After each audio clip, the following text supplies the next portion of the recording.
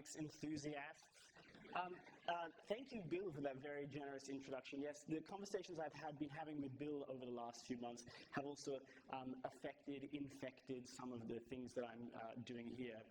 You all know Bill Braggon, even if you're not from here, because if you have seen any piece of performing arts anywhere in the world, he's either had a hand in putting it up or he's been sitting there in the audience beside you. He's the kind of character who programs more performances than there are days in the year and sees more concerts than there are hours in the day. And I say that not only for me, but also for you.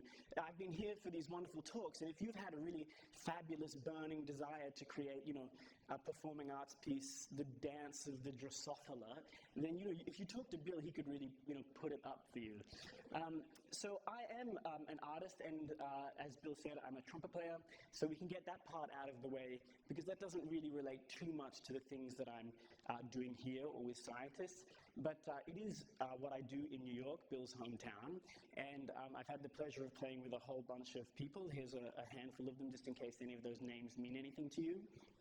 But outside of playing with other people, my work as a performer looks particularly at exploring the relationship between performers and unique acoustic environments, places that have been designed not for music or sound, but have great effect on the way we perform pre-existing pieces, or we write music for those spaces, site-specific pieces. So here's a quick little sample of two projects from the past. One, you'll hear me playing some notes inside a decommissioned water reservoir, a 1 million gallon decommissioned water reservoir in northern Queensland in Australia that has a really fascinating cultural and historical story behind it from a tragedy that happened in the 1950s. And then we get the very romanticized part of being an artist or musician. You'll see some samples of me, or you'll hear some samples from a project in a lighthouse where I spent a month exploring the sounds of a lighthouse on an island off the southern coast of Tasmania. So here's the world of trumpet playing for me, and then we'll move on to some of the things that I've done that connect me with scientists now.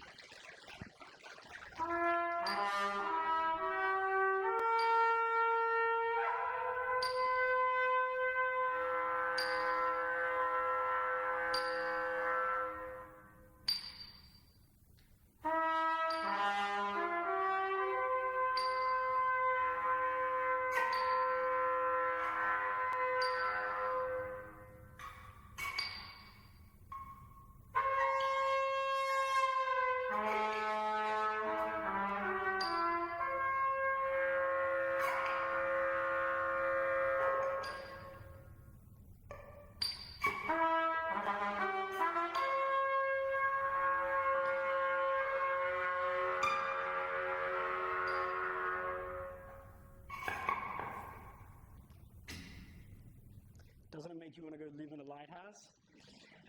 So there's some of the things on the trumpet side of my life, but for here, the stuff that I'm doing at NYUAD with the CGSB is not so related to my trumpet playing, but more to do with the work that I do as a composer and sound artist. And as Bill said, most of that is focused on looking at the relationship between humans and the natural world. And from this is what kind of led to some projects with scientists in Europe and again here. And they're looking at natural processes at the core of their design, in the aim of trying to uncover hidden rhythms in life, hidden rhythms in the natural world, and the way we connect with that. So the ways in which I do that, or some of the things that I look at and use, is one of them is sonification. And so, is my time up already? One of them is sonification, which sonification is the process of translating data into sound. And of course, I've seen so many beautiful data visualizations this week, as I see them, every year in your beautiful nature papers that you're all publishing. And so, data visualization, we know what that is. In sonification, it's converting it into sound. We have additional parameters in sound that we don't have in visualization, things like the temporal experience and spatial that we can get in sound, and experience of sound that we don't necessarily have in visuals as easily. So projects like this, projects that utilize these things and have connected me working with scientists to ask new questions together, things like designing sound and light installations.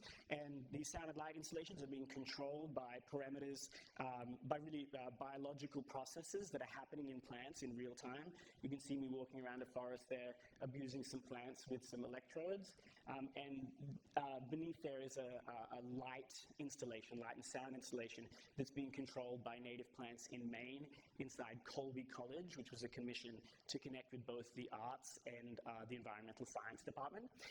And then other projects with data sonification are things like I was the artist in residence, as Bill said, for the US National Parks in Hawaii, and I spent time in Hawaii Volcanoes National Park, working with data from the US Geological Survey, converting parameters of seismic activity into the parameters of music. So things like magnitude and depth of quake and specific longitude and latitudinal positioning, and a whole bunch of other things into parameters such as a pitch and instrumentation, articulation, etc., so that we can then have an experience of what's kind of happening beneath our feet to change the shape, size, and location of Hawaii on the face of the Earth.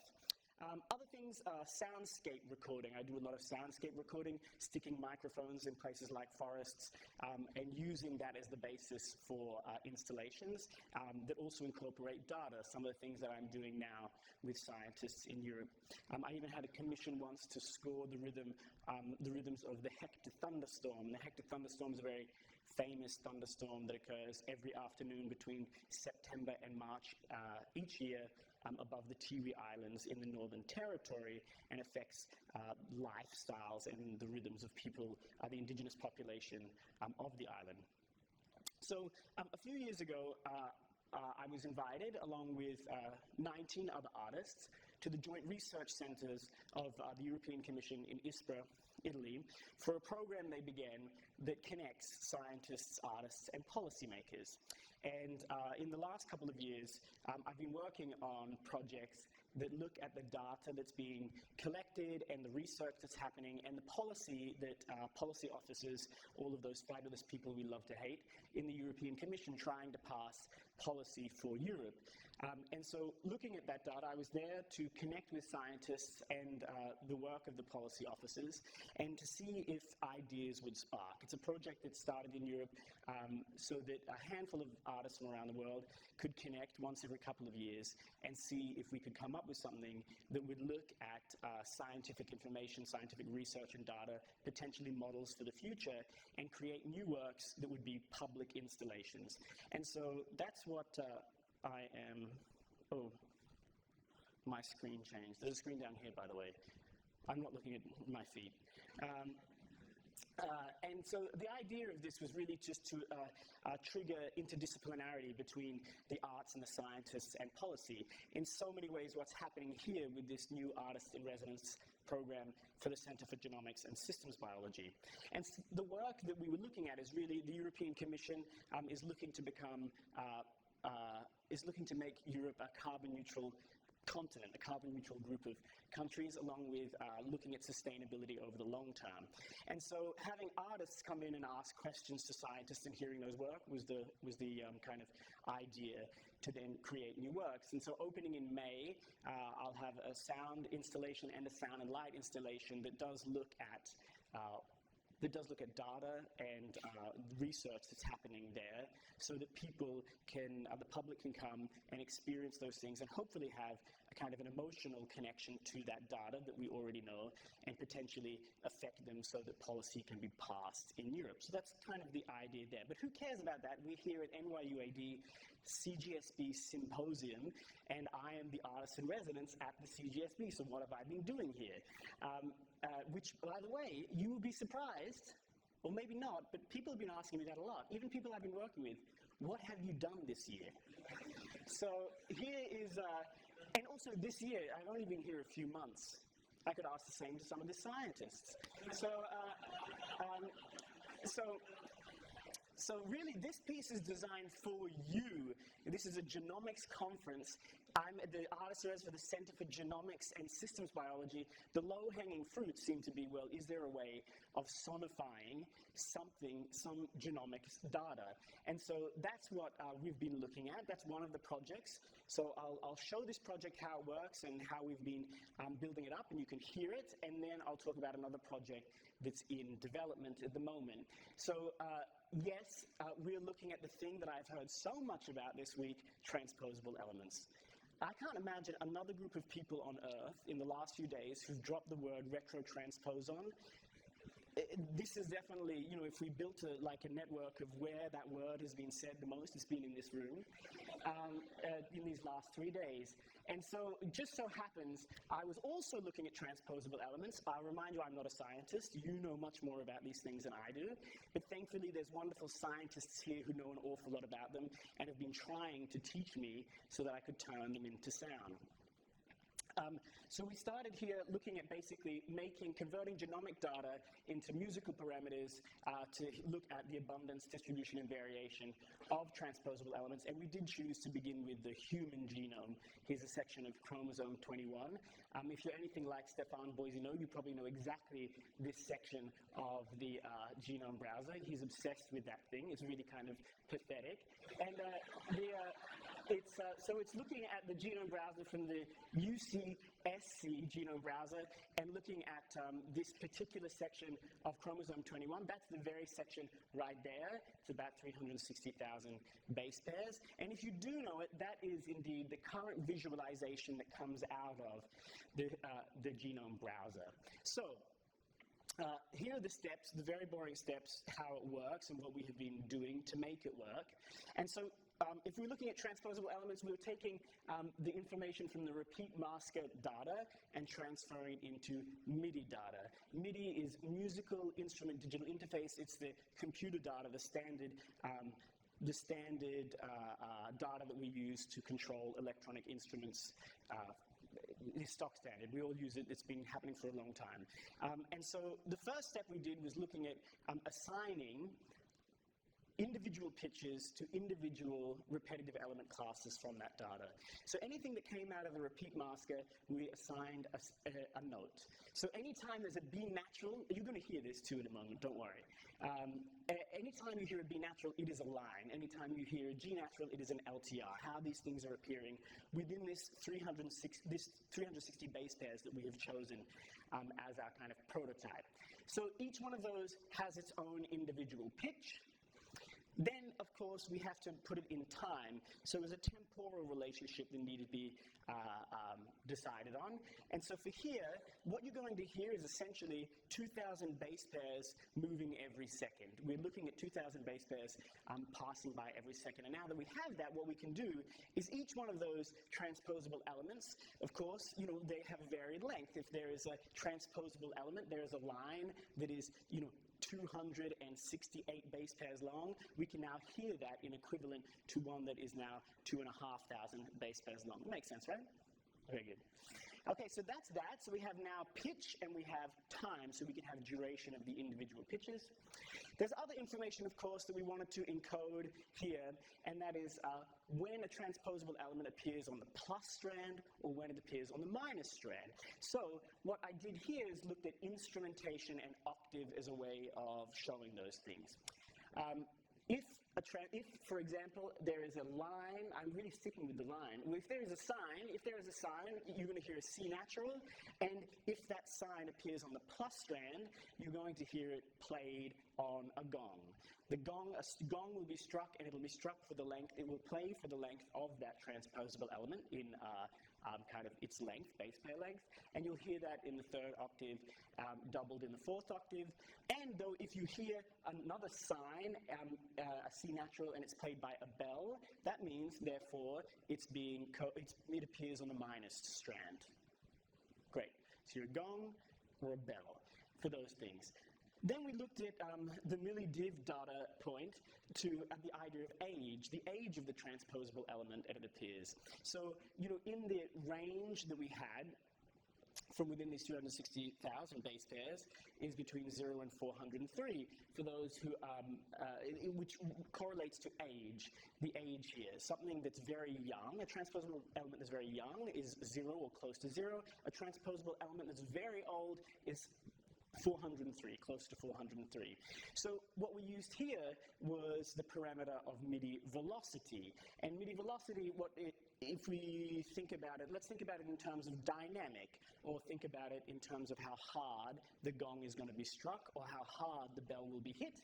So if something is very old in the genome, we scaled these things. In MIDI velocity, we have 0 to 127. So we scaled that 0 to 403 to 0 to 127, and then inverted it, because something that's very old, we want it to sound very soft or distant, and therefore it's closer to 0 on the MIDI velocity scale. Something that's very young, which in the milli-div data point is close to 0, is now close to 127. It's very loud, it's very present, let's say. I have to say, it was much easier actually doing this thing than describing it. Then, that wasn't enough. What we did is look at accompaniment. So, it turned out, I was really worried that was going to be extremely boring, but it turns out it wasn't so boring. But what I wanted to do is have an accompaniment, essentially chords underneath all of these things as we hear them passing by. And so what we did is extract out all of the base pairs, the A's, C's, G's, and T's, in this 360,000 base pair section. 360,000 base pairs was chosen, by the way, so that we could have a 3-minute work as a prototype if it's passing by at 2,000 base pairs per second.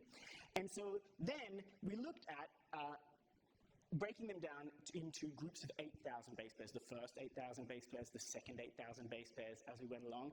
And the reason for that is that when I'm thinking about it, those 2,000 base pairs for me become the pulse, or let's say a beat of music, and now 8,000 base pairs have become a measure of music. So it would be now in 4/4 time, and this way we can have a chord, which are notes that are stacked on top of each other vertically, in this case sustained, over the course of a measure of music, let's say. And what we did to do that is those A's, C's, G's, and T's, we converted them into notes, musical notes. And of course in music we have A, we have C, and we have G, we just don't have T. So that one was converted into E because it gives us a couple of nice chords depending on the way that chord is structured. And we structured them based on the percentages of A's, C's, G's, and T's. So now we run a small script to see, okay, there are 33.3% A in this 8,000 base pairs, and there are 29.6% C in this group of 8,000 base pairs. So therefore, we did it, the most abundant was the base of the chord and followed up. And each measure, each 8,000 base pairs, it's reassessed to see what is the structure of that chord, what is the inversion of that chord, where the A, C, G, and T fall on top of each other. Okay, so that's basically what you're going to hear. it's funny because then I've done a lot of anticipation for a piece that's going to just float along, but that's the encoding of the sound side of things, the sonification. But it seemed to make a lot of sense to me that we should also reinvent the visualization. We saw that static visualization from the genome browser, but how can we also encode that same information on a visual scale as it's being played in a temporal experience? So all of the repetitive elements, all of the TE categories that appear in that genome browser are assigned a light. So on this, you're going to see a visualization as it comes past, and here is kind of a small sample of parts of the things you're going to see. Each one has a colored light, and they're fixed to the right side of the screen. Anytime you see that light in the middle that's red light up, it's an LTR. Of course, you're hearing it because it's assigned its own pitch. You're going to know which strand it's on. You're going to know whether it's old or young. You're going to know how long it is in base pairs. So that light, when one appears, will stay on. It'll turn on, and it will stay on for the length of that transposable element, but it'll also start to emit a stream of particles. Okay, so I'm now, remember, trying to visualize what we just heard in the parameters of sound. We're doing the same thing here. And so those stream of particles will come out. That stream of particles, if it's on the plus strand, you're going to hear that transposable element by a gong, and you're going to start to see those stream of particles spin, and they will spin counterclockwise.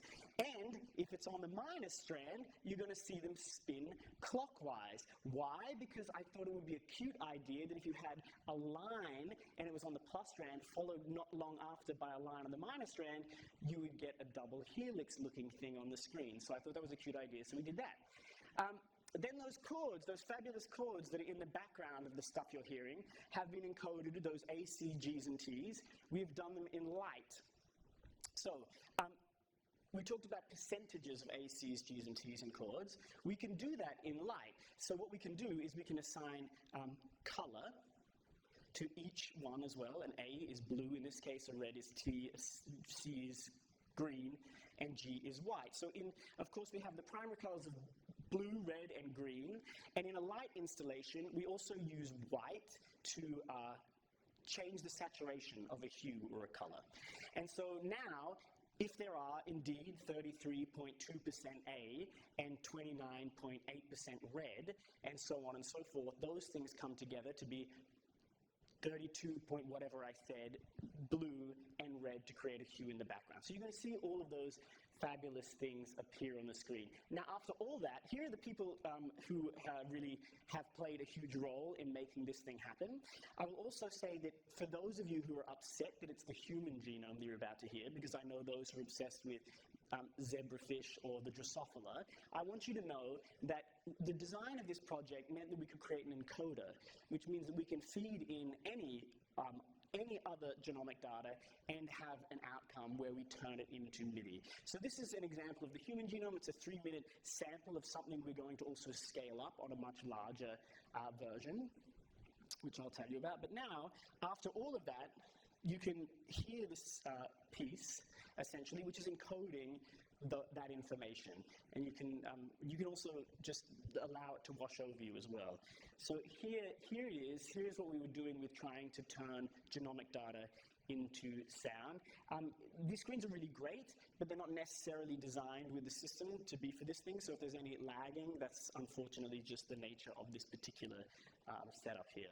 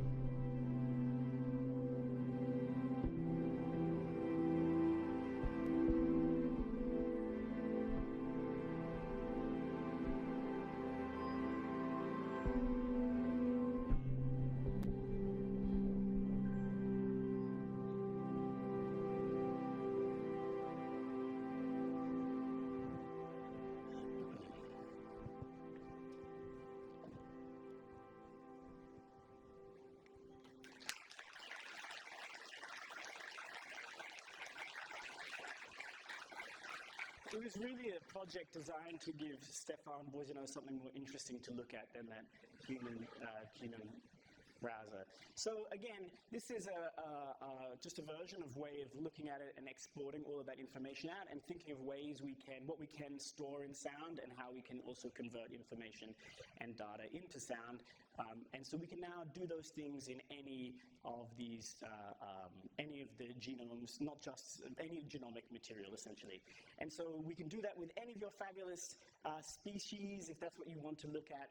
They're the things we can do. The goals for it are also to potentially scale it up to a large single-channel video and sound installation, something much, much larger and longer, either something like all 48 million base pairs of chromosome 21, which would be something like 6.5 hours. It's less to be more like an abusive Wagner opera to sit through, and more like something one can walk into a space and not only hear that data being transformed into sound, but also have that information there in a museum kind of setting. So that's that project we've been working on and have come up with an outcome. The other one that I will briefly introduce before I let you go is a project looking at the soundscapes of coral reefs here, and that's mostly working with John Burt and his lab. Together, we figured it would also be a nice idea, considering my work in soundscape and recording and those things, plus the data that's being collected in the reef that's looking over kind of the health of the reefs, to conduct a soundscape study, ideally over a long period of time that's just started now, for both scientific and artistic outcomes. And the idea, of course, looking at what the sound of a healthy reef is here versus the sound of an unhealthy reef, or how they are changing with other things they're researching and data that's happening here. This is not the first time it's ever been done, but it's the first time it will have been done on a long-term scale here in the Arabian Gulf. And so how this is working is right now as we speak, there are hydrophones, essentially underwater microphones, that are connected to these data stations that are already out there on the reefs, and I've schedule them, program them to turn on for 5 minutes every hour. So every hour it turns on for 5 minutes, it records the sound of the reef, the kind of soundscape of what's happening at the time, it goes off again, and so every day we get 24 recordings. And we've been working on this now. It's only been down there for about a month so far. We've been collecting them. When I say we, I'm not the one diving. But I'm very thankful for those who've been contributing to that side of things. We've been doing it for a month now because, of course, we had to run experiments, get the hydrophones here, all of those things. But so far, it's working well.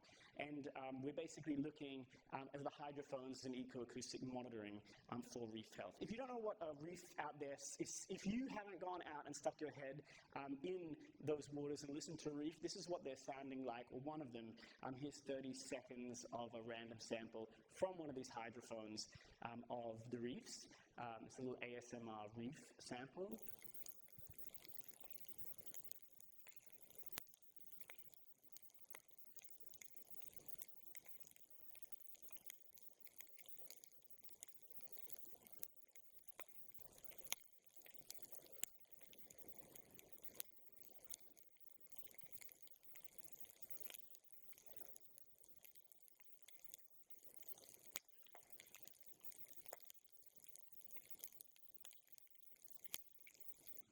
So the scientific outcomes are also to use these things as a data point to see how they change, what the sound of the reefs are during different seasons, lunar cycles, and then when there are particular bleaching events and other things that are happening out here.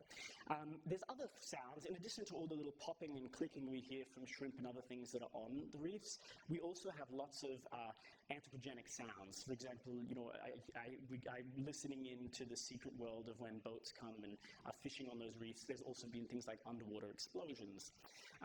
So other than these hydrophones that are placed there permanently or semi-permanently going in and out, I've been out there recording sounds over the side of boat with hydrophones, and basically to create a soundscape from these things. So the scientific side, we know we're looking at researching the health and the change of the soundscape on the reef to write a paper or to contribute to a data element in a paper.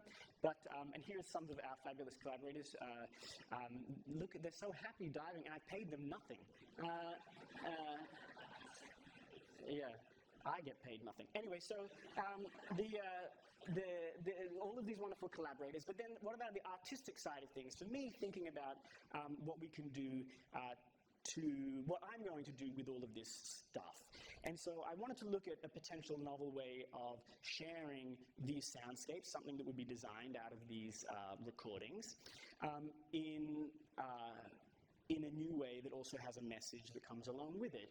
And so what inspired me was this idea of Carl Sagan's golden record, the ones that are on the Voyager that was sent off into space in 1977. And for those of you who either weren't around at that time or don't remember or don't know who Carl Sagan was, those records are indeed vinyl records that are plated in gold, a very important cultural and economic material, and on those records, etched on those records, are in fact DNA's complex structure. They decided to send that out into space, and listening, if some extraterrestrial life ever gets it and figures out how to play it, what's on those records are Glenn Gould, the famous Canadian pianist, playing Bach. There's Johnny B. Good. There's greetings in many languages. And there's essentially, it's the sounds of Earth, portraying Earth. But Sagan was also really, it was really important to include the sounds of nature, the sounds of bird song, and the sounds of whales, of course, and the sounds of thunderstorm, stuff on Earth. It also includes my favorite sound, which also happens to be my favorite pastime, is humans kissing. So that's also on the record there.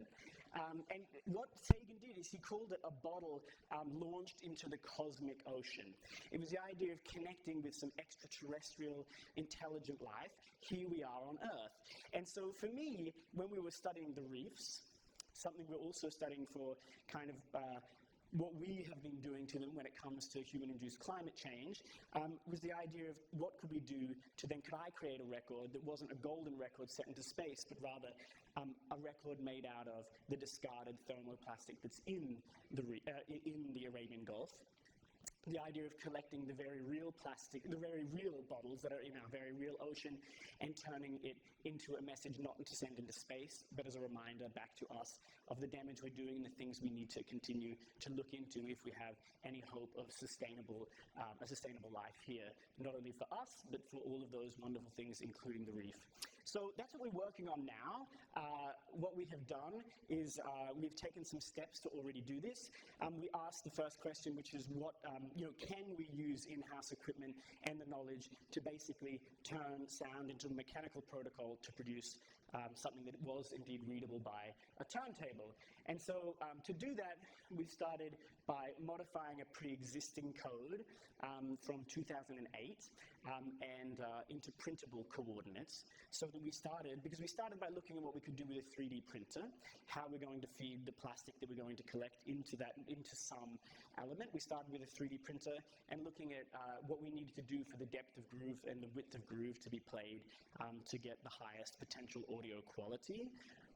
And then we've been looking at ways to improve it. Sagan was gold, so we looked at what happens if we deposit some microns of aluminum. Not that we would do that anyway, but just to see what the quality was. It was a failure, so that's fabulous.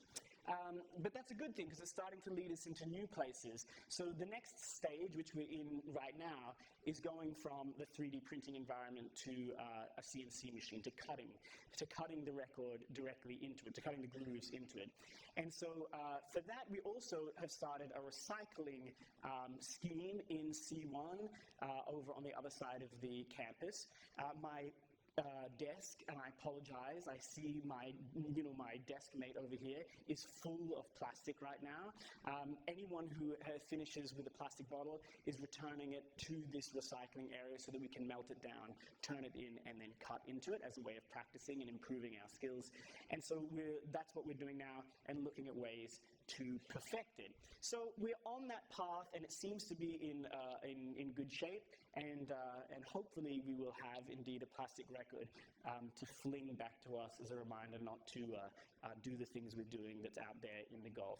So yes, and it's good that we finished. This isn't the last slide. It's all for Araib Al-Katan because he's been so wonderful in helping me put these things together and figure out a way of making them. So really, that's it. Now's the time. That's what I've been doing here for those who've been asking. And now I expect a full report on what you've been doing here.